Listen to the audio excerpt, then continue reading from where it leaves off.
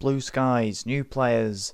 It's Alexander's second season, first full season. The smell of the shawarmas as you walk down Manningham Lane, the optimism in the air as you can feel the cool summer breeze back in August. I mean, we did start at Milton Keynes, the home of the roundabouts, but there was a sense of optimism like there always is at the beginning of the season. There was a bit of negativity coming from the last few seasons where we haven't lived up to expectations, but again, on Saturday as we're walking down Manningham Lane through North Parade and hopefully doing a very successful march into the ground, meeting the players before the game as well, trying to be that 12th man and spur them on in their biggest game of their lives, most of their careers, because to get Bradford City into League One would be such an achievement with how many players have come and gone, how many managers have come and gone, how many failures we've had, and this is a football club that doesn't receive many promotions, and if you get promoted at Bradford City, you become a legend, you become a hero, and you will never be forgotten, and these players can be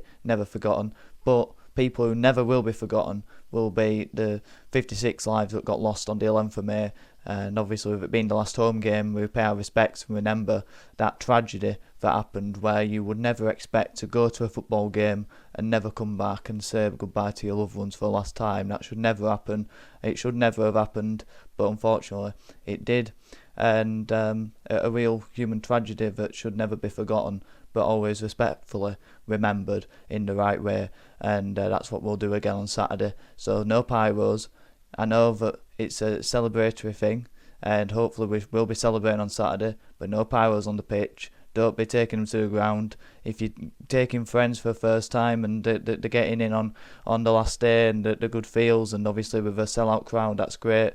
But if they're not too sure about the history of the club, remind them, because obviously the last home game, there's a man stood there and they look very confused, which is fine, but as long as he's educated, and there needs to be a bit more education. But yeah, no pyros, and let's be sensible. Are you going to invade the pitch? Well, that's not something I don't want to jinx that. But let's get the job done. We just need one more win. It's one more game, and it's one more chance. You know, let's not quite forget about last Saturday and how poor of a performance and the head losses we've had and in the last few games. But that's in the past now. We've just got to look forward to Saturday, and look forward I am, and excited I am. But as much as I am excited, and as much as I know how great of an occasion it's going to be, and the razzmatazz around it all, and the build up, the hype around it, and then the actual game itself of what it could mean and what it could end up being, and great season and all the reflection and all the rest of it. You know, there's always that sense of nervous energy that gets around the ground when it's not quite going your way, and we've got to make sure that doesn't happen. Now, of course, we're all going to be nervous, but we've got to be that 12th man when nothing's really happening. If it's 0-0, if all are 1-0 up, all it matters is if we win. If we win, we're up. And as fans, and having two sellouts at Valley Parade in the last couple of weeks, we've seen how that can be against Crewe and Colchester, and we know how we can spur the players on. We've just got to try and not feed that nervous energy around as much as we are going to be. I'm not going to tell you what my dream was last night, but it didn't quite go our way.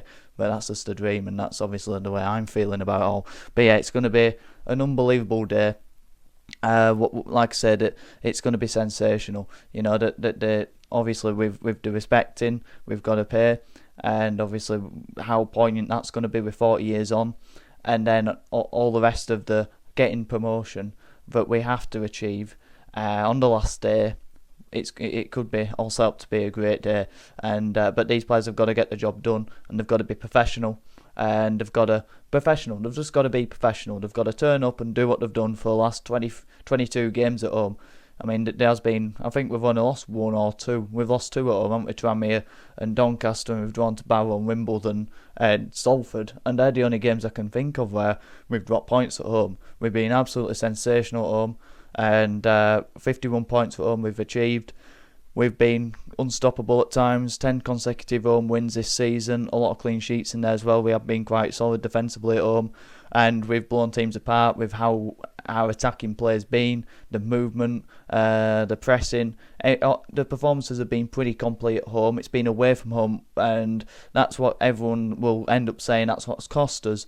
But ultimately, if we can't beat Fleetwood at home and we've been runaway league leaders at home, we don't deserve to go up. So go out there and show what you've got, and show the league that we do deserve to go up, and that we will be a League One outfit next season. And like I say, that would mean the world to the fans. to get a promotion, because I've never seen us get promoted. I was there 2013 at Wembley when we beat Northampton, but I can't remember anything. I can just remember being in a little van and someone throwing up in the back of it. That's all I can remember from that day. So go out there and be legends and write yourself down in history, and that's what being at a club like Bradford City can do. And 25, it's going to be sensational. But our visitors in Fleetwood, I do believe they're the highest scoring league team away from home. They've had 2 different managers this season. So they're still not great away. They're in the mid-table region. Obviously, we are expected to win this, and we've got to win this. Obviously, if they've scored so many at home, they have conceded a lot as well. But in terms of managers, Pete Wilder, and he had quite a decent record against us at Barrow, and we all know how he can set up a team to not lose, and it will be, I'd assume it would be 11 men behind the ball, trying to time waste and frustrate the home crowd, because it don't matter who you are, you don't want to be at the hands of what we had to witness on Saturday when Doncaster are invading the pitch, and it's all jubilant and it ain't for you. They'll want to try and upset that, and hopefully we don't rise to that and we keep professional. And but that'll be the same for Crewe at Walsall. Walsall haven't beat Crewe in 12-13 years. They've only beat them twice in 2000 in this century, and they have a bit of a bogey side for them, and they won't want, even more so than Fleetwood, they won't want them celebrating on their home turf. So, but if they lose or draw, we've only got ourselves to blame if we don't go up, because all we have to do is win, and that's all I've got on my mind on Saturday. But yeah, Fleetwood, I think they beat us the last 3 times we've played them, but that's irrelevant, because when you look at the team that played against them, is it Ivory? I don't know what the ground is, but back in November we had Verdane, Oliver, Cook and Kavanagh as a front 3, Kavanagh playing behind the front 2, Jimmy Walker as a central midfielder, we had Diabate, Byrne and Halliday as the centre backs, and Bobby Pointer as a left wing back, and Jay Ben as right wing back. That team is quite atrocious. It's nowhere near a top 3 standard team. Let's be right. So to lose that, it's it was one of those where the injuries were just at an all-time high for us. So it's a clean slate, but I was very impressed with him on that day. That their midfield tore us apart, and it's no surprise when Jamie Walker's playing in there alongside Smallwood. But they did. I thought Mark Helm, he's had a great season, and I was really impressed with him. He's got 9 goals, I think, this year. Matty Virtue as well. They brought in Harrison Neal, who adds a bit more defensive solidity in there in January under Pete Wild. They've got a couple of players injured who would be considered their star men. I think Craden, the striker, I think he's got 9 goals, some good goals as well. He's been out for around a month. And Riverdew, one of the best centre-backs in the league, hopefully he's out for the game as well. Phoenix Patterson, very good left winger, will cause us problems down that side. And obviously they've got a few other decent players, but they've always been around mid-table. They sacked Charlie Adam not long after they beat us, and I thought it was a bit unfair, but they did go on a bad run, but I was quite impressed when they played against us, how they were set up. But Pete Wild, he knows how to get results at this league, and he knows how to get teams who are probably quite average to overperform, and I'd expect them to be in and around it next year, considering how highly I rate Pete Wild. The City event I've just posted, come greet the players with us as they arrive at the ground on Saturday ahead of the biggest game at Valley Parade in 25 years. We will be congregating around the back of the Kop from around 12:30 and plan to line both sides of the walkway as the players walk in from the car park to the ground and give them a proper Bradford reception. Flags, scarves, painted faces, as much colour number as you can muster. One last game, the rest is history.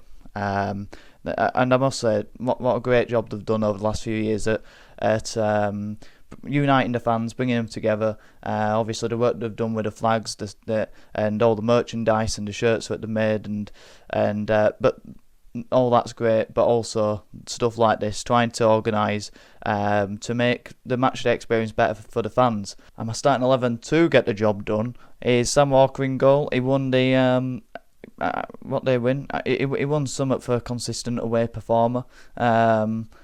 He's been decent throughout the season. Neil Byrne right centre back. He hasn't been too bad. He's obviously a very average player. He's had some good moments this season, but what I like about him is he hasn't made too many mistakes.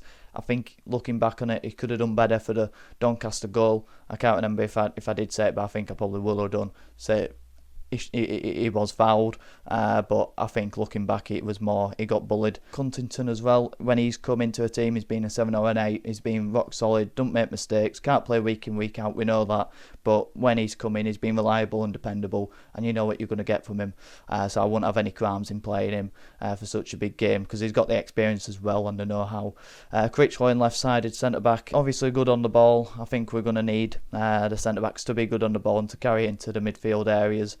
He hadn't had the best of starts, but obviously got the goal against Doncaster. On a similar sort of time period, he would have got the Northampton goal as well. So yeah, he knows what it takes to play for Bradford City. He's been here before, and he gets the club, he gets the fans as well. That's what I like about him. So yeah, he gets that third centre back position.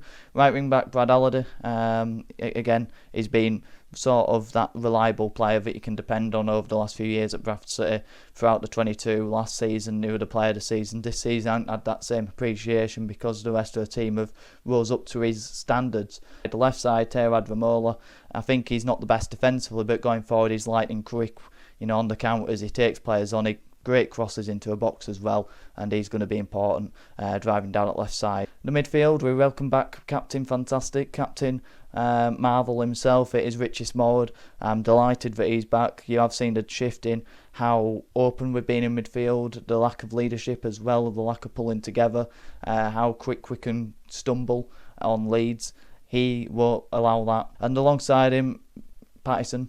Unlucky for Keller to miss out because I think I've been very impressed with him throughout his time at Bradford City. He's definitely going to play at a higher level, but not ready for a game like this today.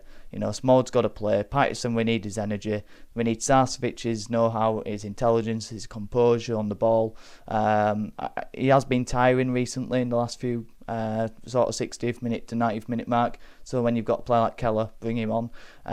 But yeah, those have got to start. And then Bobby, it's written in the stars for him to get the goal to send us into League One, innit? He gets the club, he loves the club, he signed a cop from cop to the stands, and I think this is going to be his game.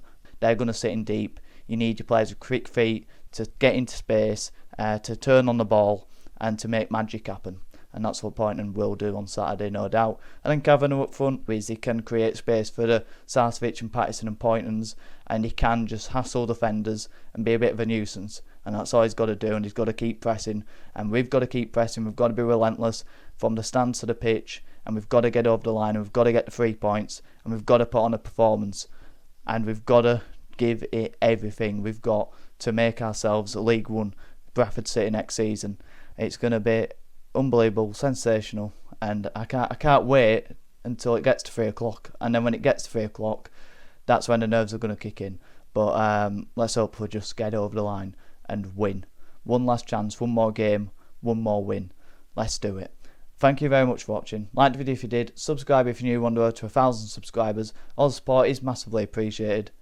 Have a good one.